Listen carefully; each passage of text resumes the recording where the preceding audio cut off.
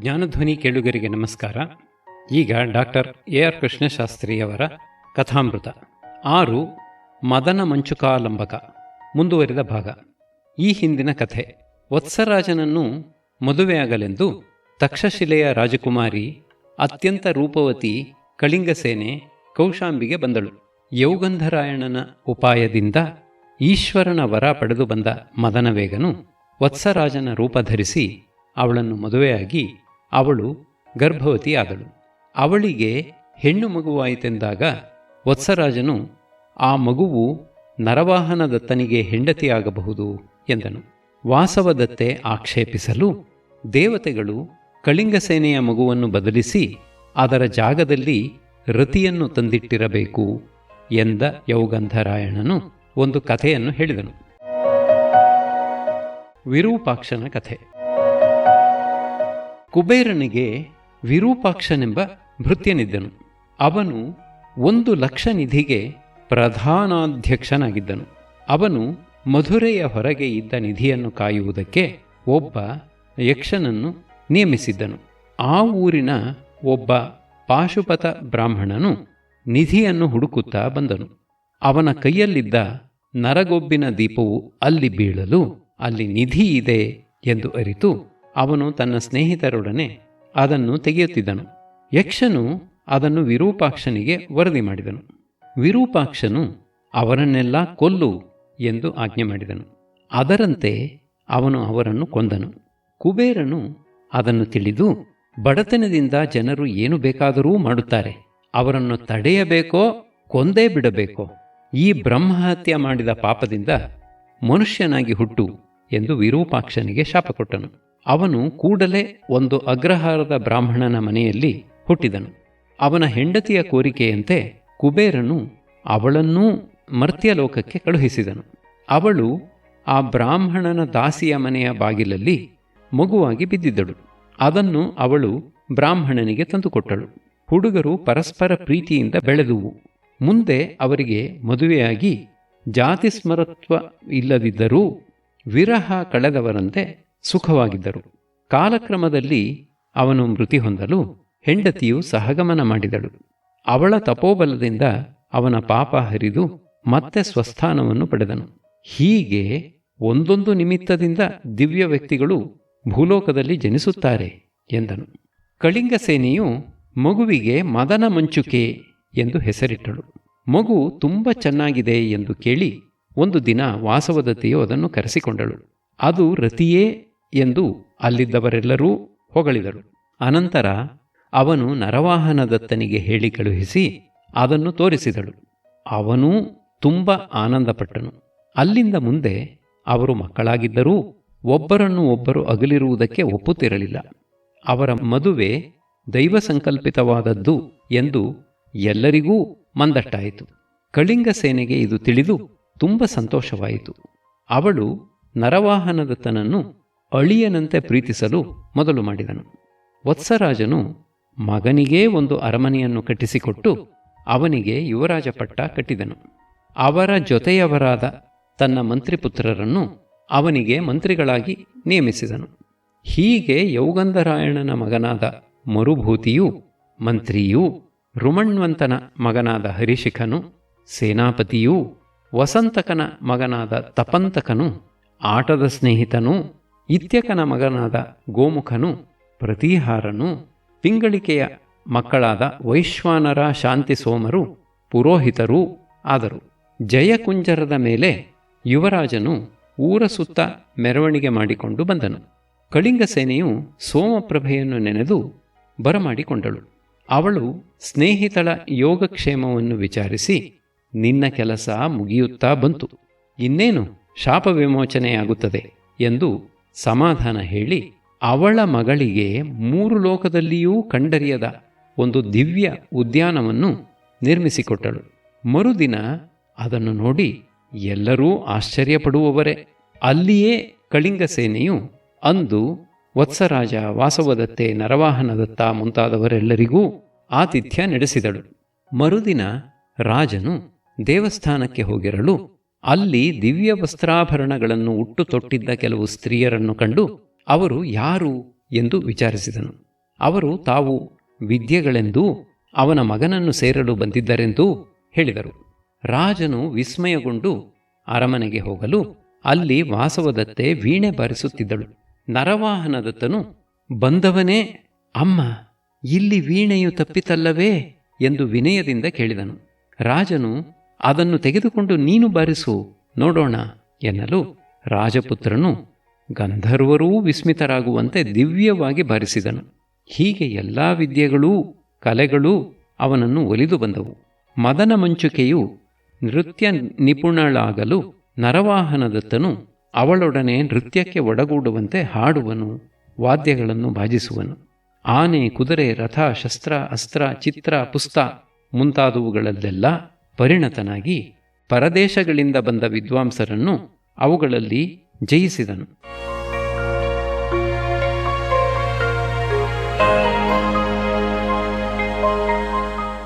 ಹೀಗೆ ಅವನು ತನ್ನ ಮಂತ್ರಿಗಳೊಡನೆ ದಿನದಿನಕ್ಕೆ ಪ್ರವೃದ್ಧಮಾನನಾಗುತ್ತಾ ಒಂದು ದಿನ ಅವರೊಡನೆ ಮದನ ಮಂಚುಕೆಯನ್ನು ನೋಡಲು ಉತ್ಸುಕನಾಗಿ ಅವಳ ಮನೆಗೆ ಹೋದನು. ಕಳಿಂಗ ಸೇನೆಯು ಅವರನ್ನು ಉಪಚರಿಸಿ ಆದರಿಸಿ ಗೋಮುಖನನ್ನು ಕುರಿತು, ಇವತ್ತು ಏಕೋ ಇನ್ನೂ ನರವಾಹನದತ್ತನು ಬರಲಿಲ್ಲವಲ್ಲ ಎಂದು ಮದನ ಮಂಚುಕೆಯೊಡನೆ ಉಪ್ಪರಿಗೆಯ ಮೇಲೆ ನೋಡುತ್ತಾ ನಿಂತಿದ್ದೆ. ಅಲ್ಲಿಗೆ ಕಿರೀಟ, ಕತ್ತಿ ಮುಂತಾದವುಗಳನ್ನು ಧರಿಸಿದ ಒಬ್ಬ ದಿವ್ಯಪುರುಷನು ಆಕಾಶದಿಂದ ಇಳಿದು ಬಂದು, ನಾನು ಮಾನಸವೇಗನೆಂಬ ವಿದ್ಯಾಧರ, ನೀನು ಸುರಭಿದತ್ತೆ ಎಂಬ ಶಾಪಚ್ಯುತಳಾದ ದಿವ್ಯ ಸ್ತ್ರೀ, ನಿನ್ನ ಮಗಳೂ ದಿವ್ಯ ಸ್ತ್ರೀ, ಆದ್ದರಿಂದ ಅವಳನ್ನು ನನಗೆ ಕೊಡು, ಈ ಸಂಬಂಧವು ಸದೃಶವಾಗಿದೆ ಎಂದನು. ನಾನು ನಕ್ಕು, ತಟ್ಟನೆ ನರವಾಹನದತ್ತನು ಅವಳ ಗಂಡನಾಗಬೇಕೆಂದು ದೇವತೆಗಳಿಂದ ನಿರ್ಧಾರಿತವಾಗಿದೆ, ಅವನು ನಿಮಗೆಲ್ಲ ಚಕ್ರವರ್ತಿಯಾಗುತ್ತಾನೆ ಎಂದೆ. ಅವನು ಹಾರಿ ಅಂತರಿಕ್ಷ ಮಾರ್ಗದಿಂದ ಹೊರಟು ಹೋದನು ಎಂದಳು.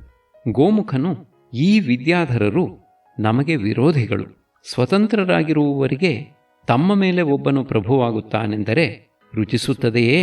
ಆದರೆ ಈಶ್ವರನೇ ಗಣಗಳಿಗೆ ಹೇಳಿ ರಾಜಪುತ್ರನನ್ನು ರಕ್ಷಿಸುವುದಕ್ಕೆ ಏರ್ಪಡಿಸಿದ್ದಾನೆಂದು ನಾರದರು ತಿಳಿಸಿದ್ದರಂತೆ.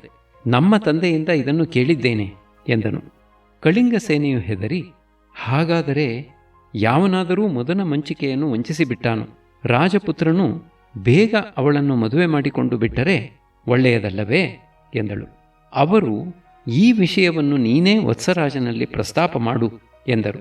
ಕಳಿಂಗ ಸೇನೆಯು ಮರುದಿನ ವತ್ಸರಾಜನನ್ನು ಕಂಡು ಆ ಮಾತನ್ನು ಪ್ರಸ್ತಾಪಿಸಿದಳು. ವತ್ಸರಾಜನು ಮಂತ್ರಿಯನ್ನೂ ರಾಣಿಯರನ್ನೂ ಕರೆಸಿ ವಿಚಾರ ಮಾಡಿ, ನರವಾಹನದತ್ತನು ಮದನ ಮಂಚುಕೆಯನ್ನು ಗಾಂಧರ್ವ ರೀತಿಯಿಂದ ಮದುವೆ ಮಾಡಿಕೊಳ್ಳಲೆಂದನು.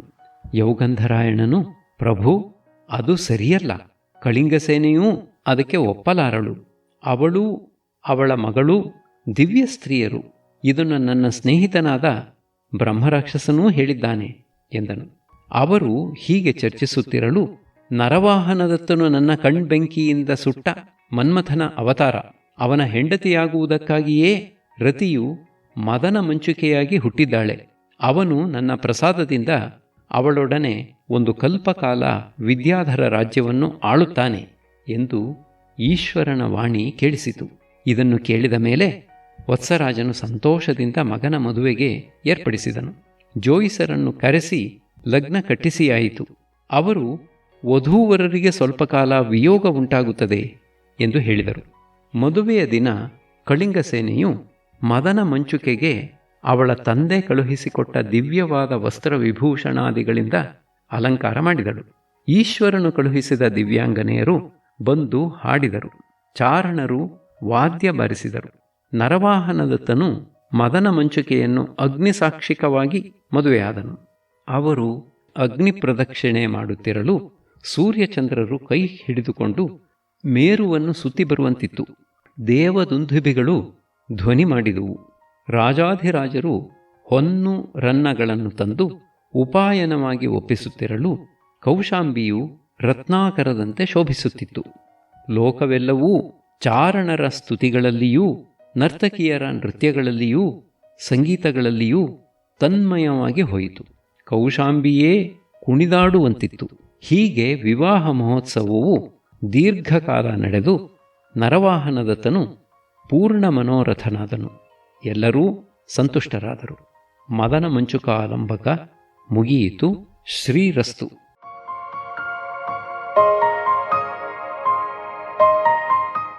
7. ರತ್ನಪ್ರಭಾಲಂಬಕ. ಕೇಳೀಕೇಶಗ್ರಹವ್ಯಗ್ರ ಗೌರೀಕರನಖಾವೃತಂ ಶಿವಾಯಾನೇಕಚಂದ್ರಾಢ್ಯಂ ಇವ ಶಾರ್ವಂ ಶಿರೋಸ್ತು ವಹ. ಕರಂ ದಾನಾಂಭಸಾರ್ದ್ರಂ ಯಃ ಕುಂಚಿತಾಗ್ರಂ ಪ್ರಸಾರಯನ್ ದದತ್ಸಿದ್ಧಿಮಿವಾಭಾತಿ ಸಪಾಯಾದ್ವೋ ಗಜಾನನಃ. ತರಂಗ 1. ನರವಾಹನದತ್ತನು ಒಂದು ಸಾರಿ ಉದ್ಯಾನವನದಲ್ಲಿ ತಿರುಗಾಡುತ್ತಿರಲು ತಪಂತಕನು ಹರ್ಷದಿಂದ ಒಡಗೂಡಿ ಬಂದು, ಯುವರಾಜ, ಇಲ್ಲಿಯೇ ಹತ್ತಿರದಲ್ಲಿರುವ ಅಶೋಕ ಮರದ ಕೆಳಗೆ ಒಬ್ಬ ಹೆಂಗಸು ಅಂತರಿಕ್ಷದಿಂದ ಸಖಿಯರೊಡನೆ ಇಳಿದು ಬಂದು ನಿನ್ನನ್ನು ಕರೆತರಬೇಕೆಂದು ನನ್ನೊಡನೆ ಹೇಳಿ ಕಳುಹಿಸಿದಳು ಎಂದನು. ಅದರಂತೆ ಅವನು ಉಪವನದ ದೇವತೆಯಂತಿದ್ದ ಅವಳನ್ನು ಕಂಡು ಅವಳ ವೃತ್ತಾಂತವನ್ನು ಕೇಳಲು ಅವಳು ಹೀಗೆಂದಳು. ಹಿಮಾಲಯದಲ್ಲಿ ಕಾಂಚನ ಶೃಂಗವೆಂಬ ನಗರವಿದೆ. ಅದಕ್ಕೆ ರಾಜನಾದ ಹೇಮಪ್ರಭನು ಪ್ರತಿನಿತ್ಯವೂ ಬೆಳಗ್ಗೆ ಶಿವಾರ್ಚನೆ ಮಾಡಿ ಮನುಷ್ಯಲೋಕಕ್ಕೆ ಬಂದು ಬಡ ಬ್ರಾಹ್ಮಣರಿಗೆ 1,00,000 ಹೊನ್ನುಗಳನ್ನೂ ರತ್ನಗಳನ್ನೂ ದಾನ ಮಾಡಿ ರಾಜಕಾರ್ಯಗಳನ್ನು ನೋಡಿಕೊಂಡು ಅನಂತರ ಊಟ ಮಾಡುತ್ತಿದ್ದನು. ಅವನಿಗೆ ಬಹುಕಾಲ ಮಕ್ಕಳಾಗಲಿಲ್ಲ. ಆ ಚಿಂತೆಯಲ್ಲಿದ್ದ ಅವನನ್ನು ನೋಡಿ ಅವನ ಹೆಂಡತಿಯಾದ ಅಲಂಕಾರ ಪ್ರಭೆಯು ಅವನ ಕೊರಗಿಗೆ ಕಾರಣವನ್ನು ಕೇಳಲು ಅವನು, ದೇವಿ, ನನಗೆ ಎಲ್ಲ ಸಂಪತ್ತೂ ಇದೆ, ಸಂತಾನ ಸಂಪತ್ತಿಲ್ಲವೆಂಬುದೊಂದೇ ಕೊರತೆ. ಆದ್ದರಿಂದ ಸತ್ವಶೀಲನಂತೆ ನಾನೂ ಕೊರಗುತ್ತಿದ್ದೇನೆ ಎಂದನು. ಅವಳು, ಆ ಸತ್ವಶೀಲನು ಯಾರು, ಅವನ ಕಥೆಯೇನು ಎಂದು ಕೇಳಲು ಅವನು ಅದನ್ನು ಹೇಳಿದನು. ಸತ್ವಶೀಲನ ಕಥೆ. ಚಿತ್ರಕೂಟದಲ್ಲಿ ಬ್ರಾಹ್ಮಣವರನೆಂಬ ರಾಜನಿದ್ದನು. ಅವನಿಗೆ ಸತ್ವಶೀಲನೆಂಬ ಯುದ್ಧ ಸೇವಕನಿದ್ದನು. ಅವನಿಗೆ ತಿಂಗಳಿಗೆ 100 ಹೊನ್ನು ಸಂಬಳ. ಅವನಿಗೆ ಮಕ್ಕಳಿಲ್ಲದ್ದರಿಂದ ಯಥೇಚ್ಛವಾಗಿ ದಾನ ಮಾಡಿಬಿಡುತ್ತಿದ್ದನು. ಆದ್ದರಿಂದ ಬರುತ್ತಿದ್ದ ಸಂಬಳ ಸಾಕೆಯೇ ಆಗುತ್ತಿರಲಿಲ್ಲ. ದೇವರು ನನಗೆ ಮಕ್ಕಳನ್ನಂತೂ ಕೊಡಲಿಲ್ಲ. ಕೈ ತುಂಬ ದಾನ ಮಾಡೋಣವೆಂದರೆ ಅದಕ್ಕೆ ತಕ್ಕಷ್ಟು ಹಣವಿಲ್ಲ ಎಂದು ಚಿಂತಿಸುತ್ತಿರಲು ಅವನಿಗೆ ದೈವಗತಿಯಿಂದ ಉದ್ಯಾನದಲ್ಲಿ ನಿಧಿ ಸಿಕ್ಕಿತು. ಅದರಿಂದ ಅವನು ಯಥೇಚ್ಛವಾದ ಭೋಗಗಳನ್ನು ಅನುಭವಿಸುತ್ತಾ ಭೃತ್ಯರು, ಮಿತ್ರರು, ಬ್ರಾಹ್ಮಣರು ಎಲ್ಲರಿಗೂ ಧಾರಾಳವಾಗಿ ದಾನ ಮಾಡುತ್ತಿದ್ದನು. ಹೀಗೆ ನಿಧಿ ಸಿಕ್ಕಿದ್ದನ್ನು ಅವನ ದಾಯಾದಿಗಳು ರಾಜನಿಗೆ ತಿಳಿಸಿದರು. ರಾಜನು ಅವನಿಗೆ ಹೇಳಿ ಕಳುಹಿಸಿದನು. ಅವನು ರಾಜಾಂಗಣದಲ್ಲಿ ಬಂದು ನಿಂತು ಕೈಯಲ್ಲಿದ್ದ ಬೆತ್ತದಿಂದ ಅಗಿಯಲು ಒಂದು ತಾಮ್ರದ ಕೊಪ್ಪರಿಗೆಯ ತುಂಬ ನಿಧಿ ಕಂಡಿತು. ಅದನ್ನು ರಾಜನು ತೆಗೆದುಕೊಂಡು ಮೊದಲು ಸಿಕ್ಕಿದ್ದನ್ನು ಅವನಿಗೇ ಬಿಟ್ಟನು. ಅದರಿಂದ ಅವನು ಹಿಂದಿನಂತೆಯೇ ಧಾರಾಳವಾಗಿ ವೆಚ್ಚ ಮಾಡುತ್ತಿದ್ದನು. ಆದರೆ ಮಕ್ಕಳಿಲ್ಲವೆಂಬ ಚಿಂತೆ ಬೇರೆ ಹೋಗಲಿಲ್ಲ ಎಂದನು. ಅಲಂಕಾರ ಪ್ರಭೆಯು ಆ ಕಥೆಯನ್ನು ಕೇಳಿ, ಸತ್ವಶಾಲಿಗಳಿಗೆ ವಿಧಿ ಸಹಾಯವಾಗುತ್ತದೆ ಎಂಬುದು ನಿಜ. ನಿನ್ನ ಸತ್ವ ಪ್ರಭಾವದಿಂದ ನಿನ್ನ ಇಷ್ಟಾರ್ಥವೂ ಸಿದ್ಧಿಸುತ್ತದೆ ಎಂದು ಅದಕ್ಕೆ ನಿದರ್ಶನವಾಗಿ ಈ ಕಥೆಯನ್ನು ಹೇಳಿದಳು. ವಿಕ್ರಮತುಂಗನೆಂಬ ರಾಜನ ಕಥೆ. ಹಿಂದೆ ಪಾಟಲಿಪುತ್ರದಲ್ಲಿ ವಿಕ್ರಮತುಂಗ ಎಂಬ ರಾಜನಿದ್ದನು. ಅವನು ಒಂದು ಸಲ ಬೇಟೆಗೆಂದು ಕಾಡಿಗೆ ಹೋಗಿದ್ದಾಗ ಅಲ್ಲಿ ಬಿಲ್ವ ಹೋಮ ಮಾಡುತ್ತಿದ್ದ ಒಬ್ಬ ಬ್ರಾಹ್ಮಣನನ್ನು ಕಂಡನು. ಬೇಟೆ ಮುಗಿಸಿಕೊಂಡು ಬಂದು ಅವನಿಗೆ ನಮಸ್ಕರಿಸಿ ಅವನ ಹೆಸರನ್ನೂ ಆ ಹೋಮದ ಪ್ರಯೋಜನವನ್ನೂ ಕೇಳಿದನು. ಬ್ರಾಹ್ಮಣನು ಅವನನ್ನು ಆಶೀರ್ವದಿಸಿ, ನನ್ನ ಹೆಸರು ನಾಗಶರ್ಮ. ಈ ಬಿಲ್ವ ಹೋಮದಿಂದ ಯಜ್ಞೇಶ್ವರನಿಗೆ ತೃಪ್ತಿಯಾದರೆ ಹೋಮಕುಂಡದಿಂದ ಬಂಗಾರದ ಬಿಲ್ವ ಫಲಗಳು ಬರುತ್ತವೆ. ಅಗ್ನಿಯು ಪ್ರತ್ಯಕ್ಷನಾಗಿ ವರ ಕೊಡುತ್ತಾನೆ. ನಾನು ಬಹುಕಾಲದಿಂದ ಹೋಮ ಮಾಡುತ್ತಿದ್ದೇನೆ, ಆದರೆ ನನಗೆ ಪುಣ್ಯವಿಲ್ಲದ್ದರಿಂದ ಇನ್ನೂ ಅಗ್ನಿಯು ತೃಪ್ತನಾಗಿಲ್ಲ ಎಂದನು. ರಾಜನು, ಹಾಗಾದರೆ ನನಗೊಂದು ಬಿಲ್ವವನ್ನು ಕೊಡು, ನಾನು ಈಗಲೇ ಅಗ್ನಿಯನ್ನು ಮೆಚ್ಚಿಸಿಕೊಡುತ್ತೇನೆ ಎಂದನು. ಬ್ರಾಹ್ಮಣನು, ನಾನು ಇಷ್ಟು ನಿಷ್ಠನಾಗಿ ವ್ರತವನ್ನು ಆಚರಿಸುತ್ತಿದ್ದೇನೆ, ಆದರೂ ಅವನು ತುಷ್ಟನಾಗಿಲ್ಲ. ನಿಯಮವಿಲ್ಲದೆ ಮಡಿಯಿಲ್ಲದೆ ನೀನು ಅವನನ್ನು ಒಲಿಸಬಲ್ಲೆಯಾ ಎಂದನು. ರಾಜನು, ಹಾಗೆನ್ನಬೇಡ, ಒಂದು ಬಿಲ್ವವನ್ನು ಕೊಡು, ಆಮೇಲೆ ಒಂದು ಕ್ಷಣದಲ್ಲಿ ಆಶ್ಚರ್ಯವನ್ನು ತೋರಿಸುತ್ತೇನೆ ಎಂದನು. ಅವನು ಕುತೂಹಲದಿಂದ ಒಂದು ಬಿಲ್ವವನ್ನು ಕೊಡಲು ರಾಜನು ದೃಢ ಮನಸ್ಸಿನಿಂದ ಇದನ್ನು ಹೋಮ ಮಾಡಿ ಅಗ್ನಿಯು ಪ್ರತ್ಯಕ್ಷನಾಗದಿದ್ದರೆ ನನ್ನ ತಲೆಯನ್ನು ಹೋಮ ಮಾಡುವುದೇ ಸರಿ ಎಂದು ಸಂಕಲ್ಪಿಸಿ ಅದನ್ನು ಹೋಮ ಮಾಡಿದನು. ಕೂಡಲೇ ಬಂಗಾರದ ಲೀಲಾವಜ್ರವನ್ನು ಕೈಯಲ್ಲಿ ಹಿಡಿದು ಅಗ್ನಿಯು ಕುಂಡದಿಂದ ಎದ್ದು ಬಂದು, ನಿನಗೇನು ವರ ಬೇಕು ಎಂದು ರಾಜನನ್ನು ಕೇಳಿದನು.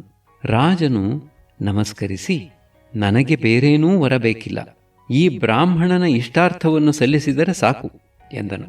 ಅಗ್ನಿಯು ಆ ಉತ್ತರದಿಂದ ಸಂತುಷ್ಟನಾಗಿ, ಈ ಬ್ರಾಹ್ಮಣನು ದೊಡ್ಡ ಹಣವಂತನಾಗುತ್ತಾನೆ, ನಿನ್ನ ಕೋಶವೂ ಸದಾ ತುಂಬಿರಲಿ ಎಂದನು. ಬ್ರಾಹ್ಮಣನು ಅದನ್ನು ನೋಡಿ, ಅಗ್ನಿದೇವ, ಸ್ವೇಚ್ಛಾವಿಹಾರಿಯಾದ ಈ ರಾಜನಿಗೆ ತಟ್ಟನೆ ಪ್ರತ್ಯಕ್ಷವಾಗಿ ಬಿಟ್ಟೆ. ನಾನು ಎಷ್ಟೇ ನೇಮ ನಿಷ್ಠೆಗಳಿಂದ ನಡೆದುಕೊಂಡರೂ ನನಗೆ ಪ್ರಸನ್ನನಾಗಲಿಲ್ಲ, ಇದೇಕೆ ಎಂದು ಕೇಳಿದನು. ಅಗ್ನಿಯು, ಅಯ್ಯ, ನಾನು ಪ್ರತ್ಯಕ್ಷನಾಗದೇ ಇದ್ದಿದ್ದರೆ ಇವನು ತನ್ನ ತಲೆಯನ್ನು ಕಡಿದು ಹೋಮ ಮಾಡುತ್ತಿದ್ದನು.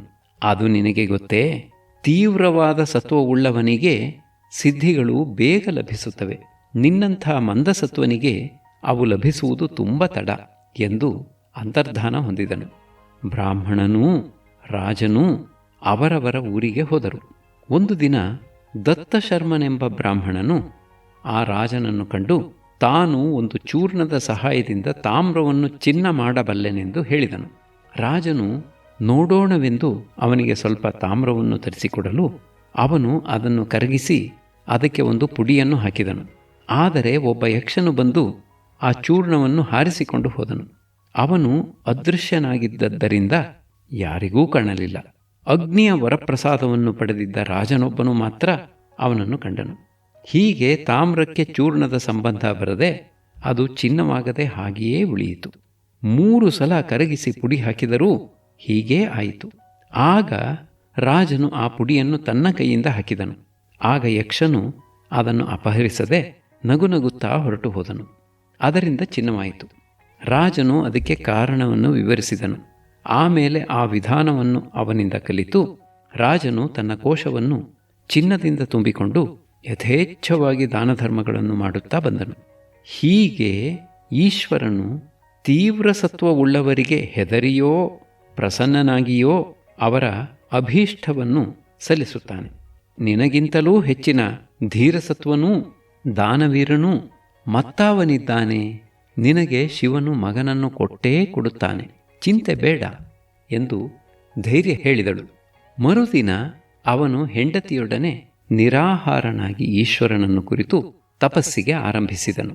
3 ರಾತ್ರಿಯಾದ ಮೇಲೆ ಶಿವನು ಸ್ವಪ್ನದಲ್ಲಿ ಕಾಣಿಸಿಕೊಂಡು, ಮಹಾರಾಜ, ನಿನಗೆ ವಂಶೋದ್ಧಾರಕನಾದ ಒಬ್ಬ ಮಗನೂ ನಿಮ್ಮ ಚಕ್ರವರ್ತಿಗೆ ಹೆಂಡತಿಯಾಗುವ ಒಬ್ಬ ಮಗಳೂ ಹುಟ್ಟುತ್ತಾರೆ ಎಂದು ವರಕೊಟ್ಟನು.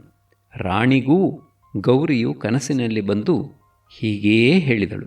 ಅದರಂತೆ ಅವರಿಗೆ ವಜ್ರಪ್ರಭನೆಂಬ ಮಗನೂ ರತ್ನಪ್ರಭೆ ಎಂಬ ಮಗಳೂ ಆದರು. ಆ ರತ್ನಪ್ರಭೆಯೇ ನಾನು. ನಿನ್ನೆ ದಿನ ರಾತ್ರಿ ಗೌರೀದೇವಿಯು ನನ್ನ ಕನಸಿನಲ್ಲಿ ಬಂದು, ಮಗಳೇ, ನಾಳೆ ಶುಭ ದಿನವಾಗಿದೆ, ಆದ್ದರಿಂದ ಕೌಶಾಂಬಿಗೆ ಹೋಗಿ ನರವಾಹನದತ್ತನನ್ನು ನೋಡು, ಆಮೇಲೆ ನಿಮ್ಮ ತಂದೆಯು ಅವನನ್ನು ಇಲ್ಲಿಗೆ ಕರೆತಂದು ನಿನ್ನನ್ನು ಅವನಿಗೆ ಮದುವೆ ಮಾಡಿಕೊಡುತ್ತಾನೆ ಎಂದು ಹೇಳಿದಳು. ನಾನು ಅದರಂತೆ ಬಂದಿದ್ದೇನೆ ಎಂದಳು. ಅಷ್ಟು ಹೊತ್ತಿಗೆ ಹೇಮಪ್ರಭನು ತನ್ನ ಮಗನೊಡನೆ ಬಂದು ನರವಾಹನದತ್ತನನ್ನು ಕಂಡನು. ವತ್ಸರಾಜನೂ ಮಂತ್ರಿಗಳೂ ಬಂದರು. ಅವರಿಗೆ ಸಂಗತಿಯೆಲ್ಲವನ್ನೂ ತಿಳಿಯ ಹೇಳಿ ಹೇಮಪ್ರಭನು ತನ್ನ ವಿದ್ಯಾಬಲದಿಂದ ಒಂದು ವಿಮಾನವನ್ನು ಕಲ್ಪಿಸಿ ಅದರಲ್ಲಿ ಎಲ್ಲರನ್ನೂ ತನ್ನ ಊರಿಗೆ ಕರೆದುಕೊಂಡು ಹೋದನು. ಅಲ್ಲಿ ಮಹಾ ಸಂಭ್ರಮದಿಂದ ನರವಾಹನದತ್ತನಿಗೂ ರತ್ನಪ್ರಭೆಗೂ ಮದುವೆಯಾಯಿತು. ಅಲ್ಲಿ 4 ದಿನವಿದ್ದು ಎಲ್ಲರೂ ಕೌಶಾಂಬಿಗೆ ಹಿಂದಿರುಗಿ ಬಂದರು.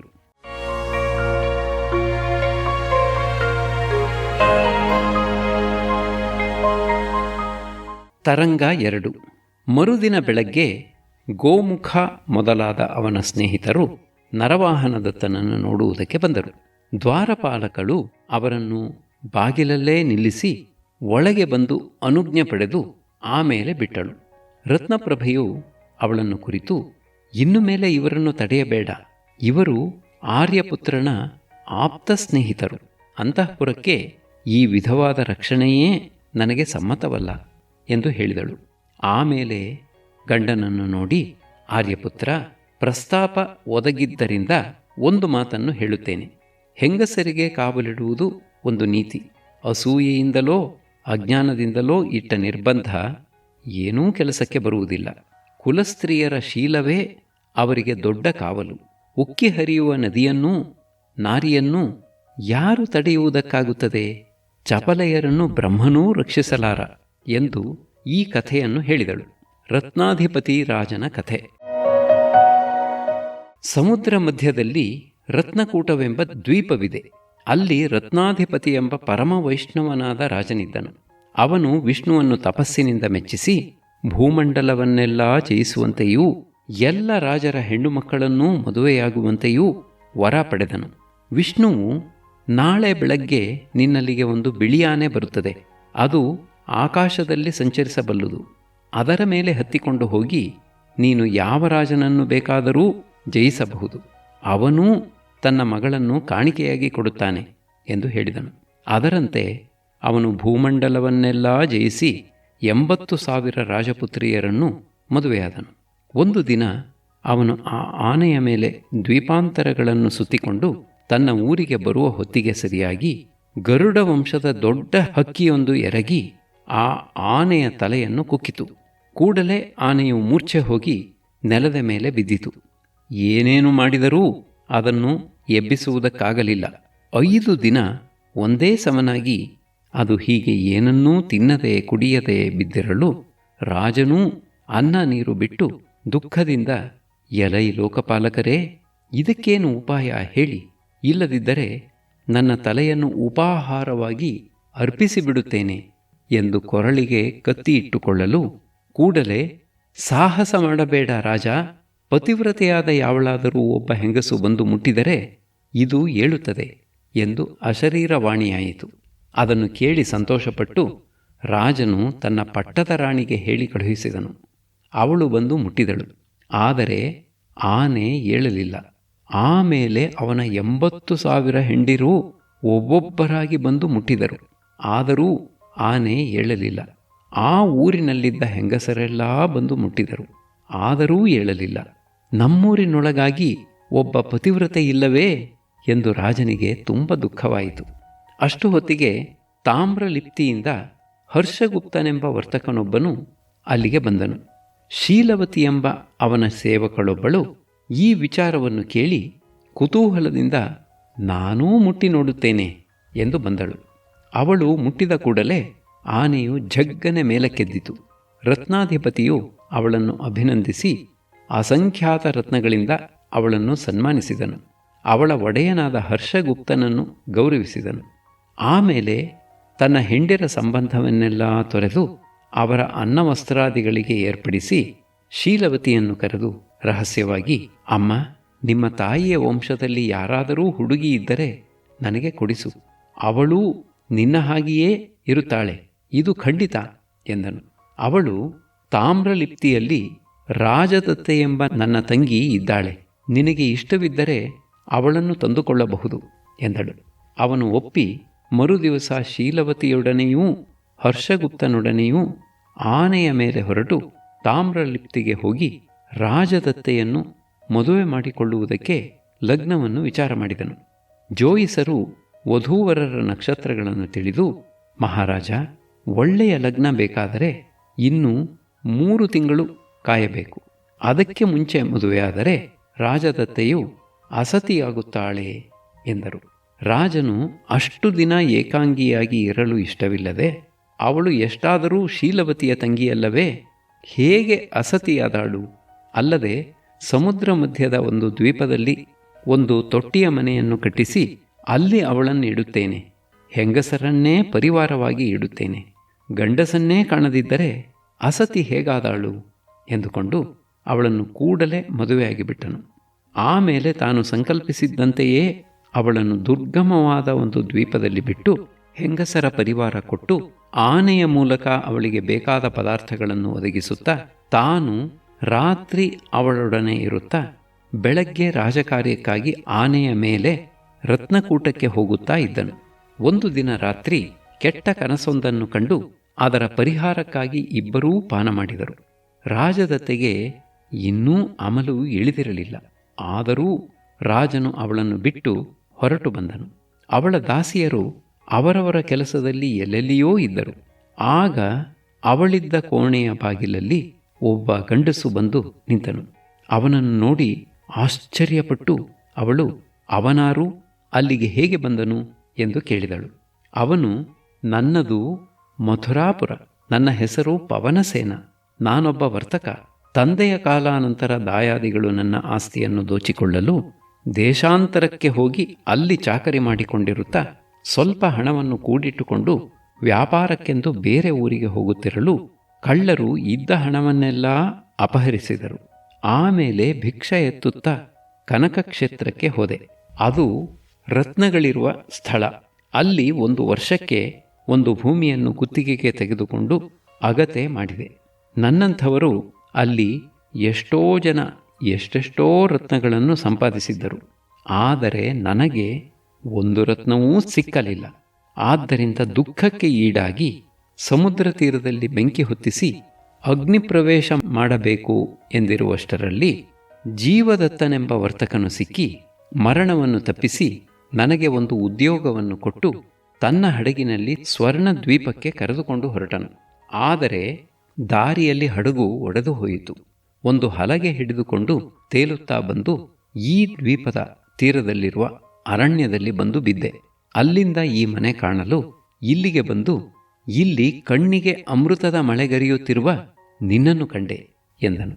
ಅವಳು ಅವನನ್ನು ಕರೆತಂದು ಮಂಚದ ಮೇಲೆ ಕೂರಿಸಿಕೊಂಡಳು. ಮೊದಲೇ ಹೆಂಗಸು, ಕುಡಿದವಳು, ಒಂಟಿಯಾಗಿದ್ದಾಳೆ, ಯಾವ ಆತಂಕವೂ ಇಲ್ಲ. ಆಗ ಯುವಕನೊಬ್ಬನು ಬಂದಿದ್ದಾನೆ. ಈ ಪಂಚಾಗ್ನಿ ಮಧ್ಯದಲ್ಲಿ ಶೀಲವೆಂಬುದು ಒಂದು ಹುಲ್ಲು ಕಡ್ಡಿಯ ಹಾಗೆ. ಅತ್ತ ರಾಜನು ಕುತೂಹಲದಿಂದ ಅಕಸ್ಮಾತ್ತಾಗಿ ಬಂದು ನೋಡಲು ಅವಳು ಪರಪುರುಷನೊಂದಿಗಿದ್ದಾಳೆ. ಅದನ್ನು ನೋಡಿ ಅವನು ಬಿರುಗಾಳಿಯನ್ನು ತೋಳಿನಲ್ಲಿ ಬಿಗಿದು ಹಿಡಿಯುವುದಕ್ಕಾದೀತೇ ಜೋಯಿಸರು ಮೊದಲೇ ಹೇಳಿದ್ದರು. ಅದಕ್ಕೆ ತಕ್ಕ ಫಲ ಬಂದಿದೆ. ಶೀಲವತಿಯ ತಂಗಿ ಎಂಬ ಒಂದು ಯೋಚನೆ ಇಟ್ಟುಕೊಂಡೇನೇ ಹೊರತು ಅಮೃತದೊಡನೆ ವಿಷವೂ ಹುಟ್ಟಿತು ಎಂಬುದನ್ನು ಮರೆತೆ. ಅಥವಾ ವಿಧಿವಿಲಾಸವನ್ನು ಯಾವ ಪುರುಷ ಪ್ರಯತ್ನದಿಂದ ವ್ಯತ್ಯಾಸಪಡಿಸಲಾದೀತು ಎಂದುಕೊಂಡು ವರ್ತಕನನ್ನು ಬಿಟ್ಟುಬಿಟ್ಟನು. ಅವನು ತಾನು ಬಂದ ಹಲಗೆಯನ್ನೇ ಹಿಡಿದು ಹೋಗುತ್ತಾ ಒಂದು ಹಡಗನ್ನು ಕಂಡು ಕೂಗಲು ಅದರ ಒಡೆಯನಾದ ಕ್ರೋಧವರ್ಮನೆಂಬುವನು ಅವನನ್ನು ಎತ್ತಿ ತನ್ನ ಹಡಗಿನಲ್ಲಿ ಕರೆದುಕೊಂಡು ಹೋಗುತ್ತಿದ್ದನು. ಯಾರು ಯಾರ ಕೈಯಿಂದ ಹೇಗೆ ಸಾಯಬೇಕೋ ಪವನಸೇನನು ಕ್ರೋಧವರ್ಮನ ಹೆಂಡತಿಯನ್ನು ಕೆಣಕಲು ಕ್ರೋಧವರ್ಮನು ಅವನನ್ನು ಸಮುದ್ರಕ್ಕೆ ಎತ್ತಿ ಹಾಕಿಸಿದನು. ಅಲ್ಲಿ ಅವನು ಮುಳುಗಿ ಸತ್ತನು. ಅತ್ತ ರತ್ನಾಧಿಪತಿ ರಾಜನು ರಾಜದತ್ತೆಯನ್ನು ಕರೆದುಕೊಂಡು ಹೋಗಿ ಅವಳ ಅಕ್ಕನಿಗೆ ಒಪ್ಪಿಸಿ ನಡೆದದ್ದನ್ನೆಲ್ಲ ತಿಳಿಸಿದನು. ಅನಂತರ ತನ್ನ ದೇಶಕೋಶಗಳನ್ನು ಶೀಲವತಿಗೂ ಬ್ರಾಹ್ಮಣರಿಗೂ ಕೊಟ್ಟು ಬೇಸರದಿಂದ ತಪೋವನಕ್ಕೆ ಹೋಗಬೇಕೆಂದು ಆನೆಯನ್ನು ತರಿಸಲು ಅದು ಇದ್ದಕ್ಕಿದ್ದಂತೆಯೇ ಒಬ್ಬ ದಿವ್ಯ ಪುರುಷನಾಯಿತು. ರಾಜನು, ಇದೇನು, ನೀನು ಯಾರು ಎಂದು ಕೇಳಲು ಅವನು, ನಾವಿಬ್ಬರೂ ಅಣ್ಣ ತಮ್ಮಂದಿರಾದ ಗಂಧರ್ವರು. ನಾನು ಸೋಮಪ್ರಭ, ನೀನು ದೇವಪ್ರಭ. ಒಂದು ಸಾರಿ ನೀನೂ ನಿನ್ನ ಹೆಂಡತಿಯಾದ ರಾಜವತಿಯೂ ನಾನು ಸಿದ್ಧವಾಸದ ಕೇಶವಾಲಯದಲ್ಲಿ ಅರ್ಚನೆ ಮಾಡಿ ಹಾಡುತ್ತಿದ್ದಾಗ ಒಬ್ಬ ಸಿದ್ಧನು ಬಂದು ಹಾಡುತ್ತಿದ್ದ ರಾಜವತಿಯನ್ನು ದುರುಗುಟ್ಟಿಕೊಂಡು ನೋಡಿದನು. ನೀನು ರೇಗಿ ಸಿದ್ಧನಾಗಿದ್ದೂ ಪರಸ್ತ್ರೀಯನ್ನು ಹೀಗೆ ನೋಡುವುದೇ ಎಂದೆ. ಅವನು, ಅಯ್ಯೋ ಮೂಢ, ಸಂಗೀತಕ್ಕೆ ಬೆರಗಾಗಿ ನೋಡಿದೆನೋ, ಕಾಮದ ಕಣ್ಣಿನಿಂದ ನೋಡಿದೆನೋ. ಇಷ್ಟು ಅಸೂಯೆ ಇರುವ ನೀನೂ ನಿನ್ನ ಈ ಹೆಂಡತಿಯೂ ಮನುಷ್ಯಲೋಕದಲ್ಲಿ ಹುಟ್ಟಿ ಅಲ್ಲಿ ಇವಳು ಪರಪುರುಷನೊಂದಿಗಿರುವುದು ನಿನ್ನ ಕಣ್ಣಿಗೆ ಬೀಳಲಿ ಎಂದು ಶಪಿಸಿದನು. ನನಗೆ ತುಂಬ ಕೋಪ ಬಂತು. ಆದ್ದರಿಂದ ಕೈಯಲ್ಲಿದ್ದ ಒಂದು ಬಿಳಿಯ ಆನೆಯ ಬೊಂಬೆಯಿಂದಲೇ ಅವನನ್ನು ಹೊಡೆದೆ. ಅವನು ನನ್ನನ್ನು ನೋಡಿ, ನೀನು ಬಿಳಿಯ ಆನೆಯಾಗಿ ಹುಟ್ಟಿ ನಿನ್ನ ತಮ್ಮನಿಗೆ ವಾಹನವಾಗು. ಅವನು 80,000 ಹೆಂಡಿರನ್ನು ಪಡೆದು ಅವರು ದುಶ್ಶೀಲೆಯರೆಂದು ಲೋಕಕ್ಕೆ ಪ್ರಕಟವಾಗಲಿ. ಆಮೇಲೆ ಅವನು ತನ್ನ ಹೆಂಡತಿಯನ್ನೇ ಮದುವೆಯಾಗಲಿ. ಅವಳು ದುಶ್ಶೀಲೆ ಎಂಬುದು ತಿಳಿದು ಬೇಸರವಾಗಿ ತಪೋವನಕ್ಕೆ ಹೊರಟಾಗ ನಿನಗೆ ಶಾಪ ವಿಮೋಚನೆಯಾಗಲಿ ಎಂದು ಹೇಳಿದನು. ಕೂಡಲೇ ರತ್ನಾಧಿಪತಿಯೂ ರಾಜದತ್ತೆಯೂ ತಮ್ಮ ಮನುಷ್ಯ ದೇಹ ಬಿಟ್ಟು ಗಂಧರ್ವರಾಗಿ ಮಲಯಾಚಲಕ್ಕೆ ಹೊರಟು ಹೋದರು. ಶೀಲವತಿಯು ಯಥೇಚ್ಛವಾದ ಸಂಪತ್ತನ್ನು ಪಡೆದು ತಾಮ್ರಲಿಪ್ತಿಗೆ ಹೋಗಿ ಧರ್ಮಾಚರಣೆ ಮಾಡಿಕೊಂಡಿದ್ದಳು. ರತ್ನಪ್ರಭೆಯು ಈ ಕಥೆಯನ್ನು ಹೇಳಿ, ಹೆಂಗಸನ್ನು ಯಾರೂ ನಿರ್ಬಂಧದಿಂದ ಸನ್ಮಾರ್ಗದಲ್ಲಿ ಇರಿಸಲಾರರು. ಅವಳ ಶುದ್ಧ ಸತ್ವವೊಂದೇ ಅವಳ ರಕ್ಷಣೆ. ಗಂಡಸರು ಅಸೂಯೆಪಟ್ಟರೆ ಅವರಿಗೆ ಅದರಿಂದ ದುಃಖ, ದ್ವೇಷ ಇವೇ ಫಲ ಎಂದಳು. ತರಂಗ 3. ಈ ಕಥೆಯನ್ನು ಕೇಳಿ ಗೋಮುಖನು ಹೆಂಗಸರು ಚಪಲೆಯರು, ಪತಿವ್ರತೆಯರು ಅಪರೂಪ, ಅವರನ್ನು ನಂಬತಕ್ಕದ್ದಲ್ಲ ಎಂಬುದು ನಿಜ ಎಂದು ಈ ಕಥೆಯನ್ನು ಹೇಳಿದನು. ಅದು ಯಾವ ಕಥೆ ಎಂದು ಮುಂದಿನ ವಾರ ಕೇಳೋಣ.